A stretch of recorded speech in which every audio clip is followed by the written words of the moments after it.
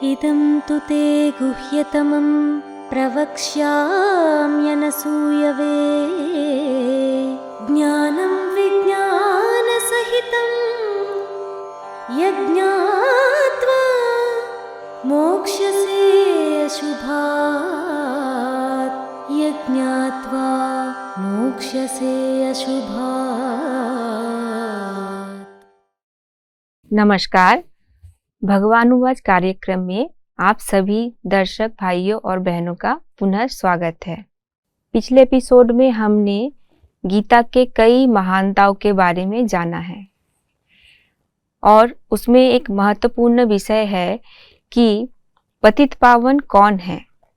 भक्ति मार्ग में हमने भगवान को पुकारा कि पतित पावन आओ, लेकिन फिर भी पतितों की संख्या दिन प्रतिदिन बढ़ती ही जा रही है। और हमने पिछले एपिसोड में ये भी जाना कि इसका समाधान हमको, संपूर्ण ज्ञान हमको गीता में ही मिल सकता है। तो आज हम इस कड़ी में कुछ और महानताओं के बारे में जानेंगे। इस पर बातचीत करने के लिए भाई साहब हमारे साथ उपस्थित है।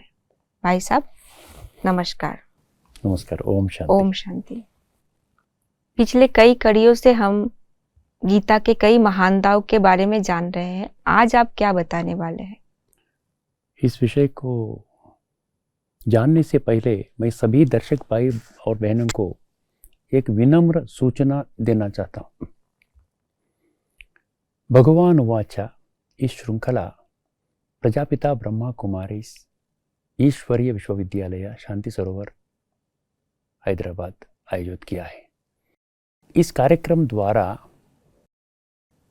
गीता में जो छुपा हुआ रहस्य, जो दुनिया नहीं जानती है, गहरी विषय है, ये वर्तमान समय में हमारा सर्व समस्याओं को कैसा हम सॉल्व करना, इसी विषय का जो गीता में है वो चर्चा कर रहे हैं। इसको एक प्रवचन जैसा नहीं सुनना है, ये इसको ध्यानपूर्वक सुन करके, जैसा गीता टैगलाइन श्लोक है, यज्ञात्वा मोक्षस्य अशुभात्, जब परमात्मा खुद कह रहा है ज्ञान और विज्ञान सहित मैं संपूर्ण रीति से मैं दे रहा हूँ, इसको जानने से हमारा सर्व समस्याओं को समाधान मिल सकता है। अभी हम विषय पर आते हैं। पिछले एपिसोड में हमने बुद्धि के बारे में बात कर रहे थे। बुद्धि एक सूक्ष्म शक्ति है, परखने की शक्ति है। आज हम मन की शक्ति के बारे में चर्चा करते हैं। आप यह मानते हैं कि दुनिया में जितने भी 800 करोड़ मनुष्य है, सभी में मन और बुद्धि है जी। इसका कोई कास्ट या रिलीजियन इसके बात नहीं होता है, सभी में मन है। तो इसीलिए सभी क्या कहते हैं, मन की शांति बोलते हैं।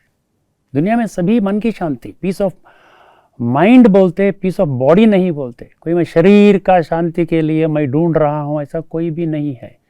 परंतु हमको शांति मिल नहीं रही है।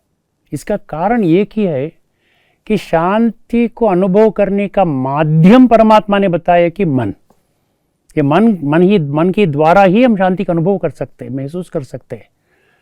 परंतु आज का समाज में हम देखते हैं कि हमने, इसका एक ही कारण है कि मन के बारे में, बुद्धि के बारे में संपूर्ण ज्ञान जो होना चाहिए, आज की दुनिया में ये नहीं दिखता है। तो इसीलिए शरीर का माध्यम से शांति को अनुभव करने के लिए प्रयास करते हैं।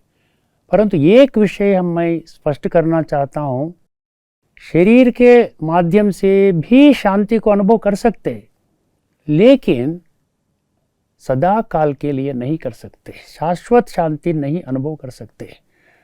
अभी आपने एक उदाहरण का रीति से बता सकते हैं कि मंदिर में जाकर के पूजा पाठ किया है, शांति मिल सकती है।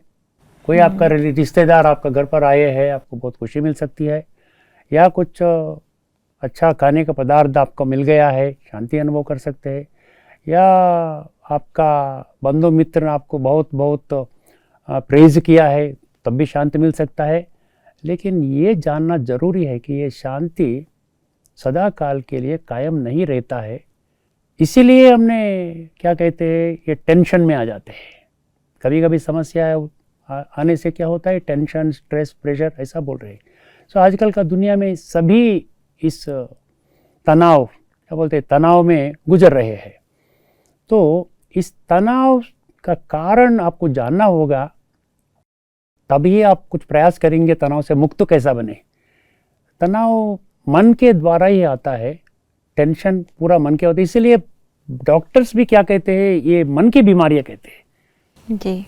पूरा साइकोसोमैटिक डिजीज हमने लास्ट एपिसोड में भी चर्चा किया है।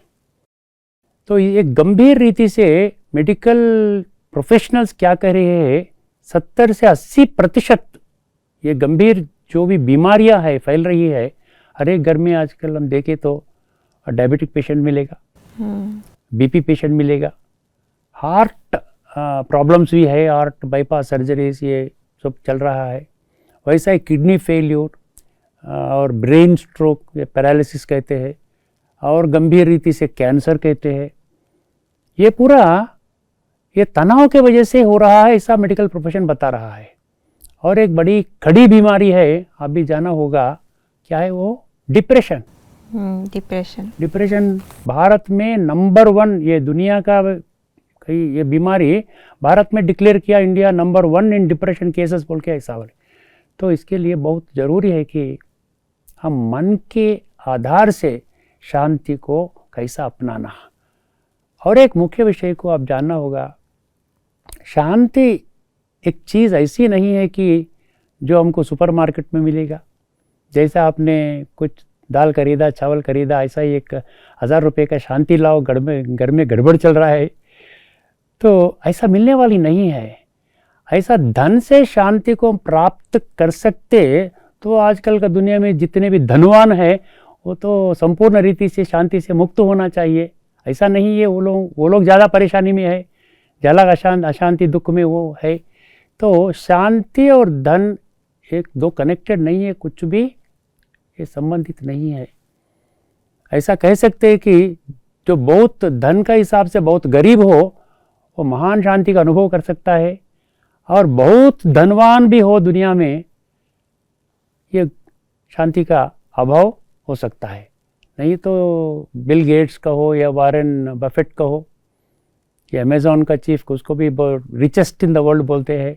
ऐसा अपना भारत देश में भी टाटा, बिरला, अंबानी, अदानी, ये लोग पूरा संपूर्ण रीति से शांति अनुभव करना चाहिए। जब आप धन से शांति को आप अनुभव कर सकते, ये बात नहीं है। और एक मुख्य विषय है, हर एक व्यक्ति में हमने कहा मन है, इसीलिए मन की शांति कहते हैं जब जीवित रहे समय। फिर ये शरीर छोड़ने का समय, इसको डेथ कहते हैं, उसका समय क्या कहते हैं, डेड बॉडी। हाँ, डेड बॉडी का समय क्या होता है, आत्मा शांति कहते हैं। इसीलिए सभी मैसेजेस देते हैं ना, मे ही सोल रेस्ट इन पीस, ऐसा कहकर कहते हैं। ये आत्मा भी सूक्ष्म शक्ति है, बुद्धि भी सूक्ष्म शक्ति है, और मन भी सूक्ष्म शक्ति है। ये सूक्ष्मता को हमने नहीं जाना, तो इससे हमको क्या पता पड़ता है, हर एक व्यक्ति, हमने ऐसा अभी समझते हैं कि 24/7 शरीर समझ करके हम चलते हैं, परंतु हमें स्थूल शरीर है और दूसरा है सूक्ष्म आत्मा है। तो ये दो एंटिटीज है, इसीलिए हमको क्या बोलते हैं, जीवात्माएं कहते हैं। अंग्रेजी में ह्यूमन बीइंग्स कहते हैं, ह्यूमन बॉडीज नहीं कहते हैं। अभी हमको एक मुख्य विषय समझना होगा, एक living body and dead body. इसका अंतर को हम जानने से मालूम होगा कि जो जीवित व्यक्ति में आत्मा है, ये मुर्दे शरीर में आत्मा नहीं है।